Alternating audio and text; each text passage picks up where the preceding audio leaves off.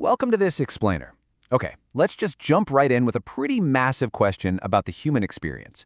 When exactly does an everyday quirk, a fleeting sad mood, or a momentary worry actually cross the line into a clinical psychological disorder? It's a question psychologists grapple with literally every single day, and the answer is way more complex and fascinating than you might think. To unpack all of that, we're going to run through 6 key areas today. We'll start with defining disorders, then check out the DSM axis system, anxiety and dissociative disorders, mood disorders, schizophrenia, and wrap up with personality disorders. Let's do it. All right, Section 1, Defining Disorders. So here's the thing. A behavior isn't a disorder just because it's a little unusual, like, say, hoarding garden gnomes, right? It actually crosses the line into a psychological disorder when it becomes an ongoing dysfunctional pattern. It has to cause significant distress. We're talking real tangible pain and severe impairment in everyday life. Plus, it has to be considered deviant within that person's specific culture. You literally cannot separate a diagnosis from the cultural world that person lives in. And that brings us to the biopsychosocial model of illness. It's basically a giant puzzle. Our biology, genetics, neurotransmitters, is constantly interacting with our psychological influences, like how we handle stress or negative thought loops. And then boom, all of that sits right on top of our social environment, cultural expectations, homelessness, abuse. So someone might totally have a genetic vulnerability for a disorder, but whether it actually surfaces, well, that depends heavily on their coping mechanisms and what's going on in their social world. Moving right along to Section 2, the DSM axis system.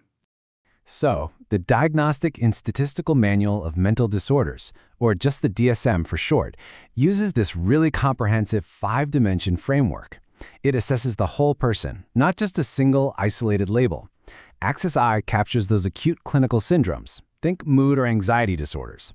Then, Axis II looks at the longer-lasting, deeply inflexible personality disorders. And Axis 3, 4, and 5, they make sure the clinician isn't missing medical conditions, environmental stressors like losing a job, and the patient's overall functioning. It's a completely holistic snapshot. Okay, Section 3, Anxiety and Dissociative Disorders. Look, we all get anxious sometimes, right? It's totally normal. It's a temporary rational response that kicks our sympathetic nervous system into gear to keep us safe. But it crosses the line into a full-blown anxiety disorder when that fear gets completely irrational and debilitating, especially around everyday objects or situations. Think generalized anxiety disorder, where the worry is just diffuse and endless, or panic disorder, which triggers an exaggerated physical response that can genuinely feel like you're having a heart attack. It is terrifying. To really put this into perspective, 57 million. That is how many Americans deal with anxiety disorders every single year. So no, these aren't just minor, everyday worries. They're systemic, very real medical realities. Whether we're talking about specific phobias, social phobia, or obsessive-compulsive disorder, these conditions massively disrupt daily life.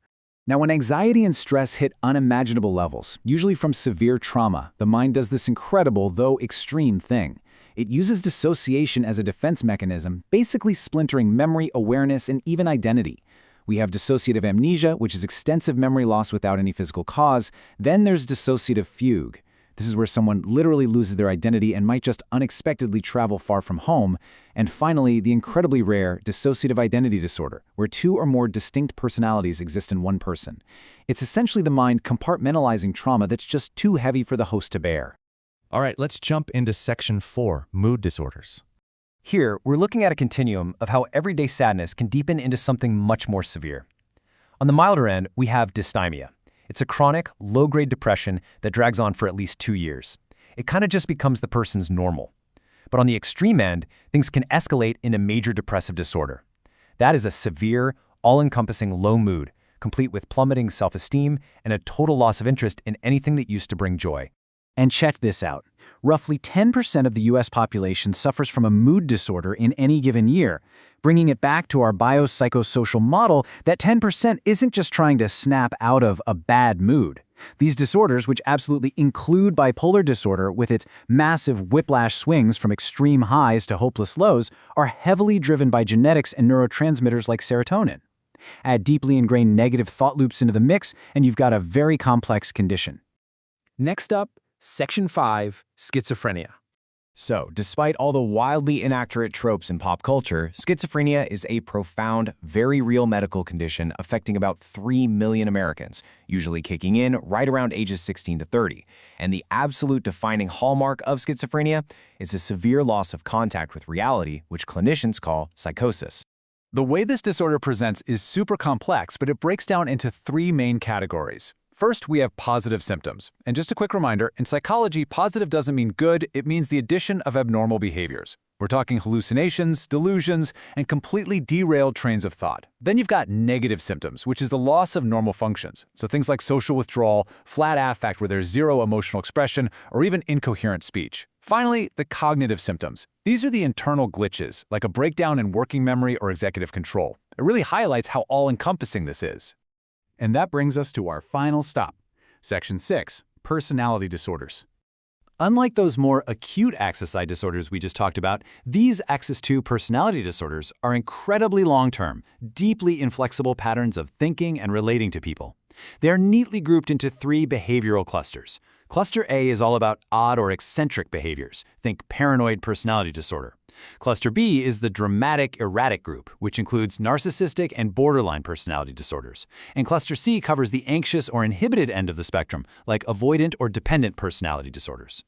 The crucial takeaway here is really the stark contrast between 2 major Cluster B disorders. Borderline personality disorder is characterized by intense, stormy relationships, wildly unpredictable impulses, and this absolutely crushing fear of abandonment. But on the flip side, antisocial personality disorder is defined by a truly callous, impoverished moral sense. We're talking a history of deception and a chilling lack of empathy or remorse when hurting others. They're 2 completely different, yet deeply inflexible ways of interacting with the world. As we wrap this explainer up, there is one absolutely vital thing we need to remember. Literally nobody chooses to have a mental illness. Whether we're looking at neurotransmitter imbalances in depression, the intense systemic overload of panic disorder, or the complex realities of schizophrenia, treating these disorders with a strictly scientific, empirical lens is, without a doubt, our greatest weapon against stigma. So, I'll leave you with this. How does understanding the deeply complex biopsychosocial roots of these disorders change the way you view mental health treatment today? Think about it. Our genetics, our daily thought loops, our cultural environments, they all collide to shape human behavior.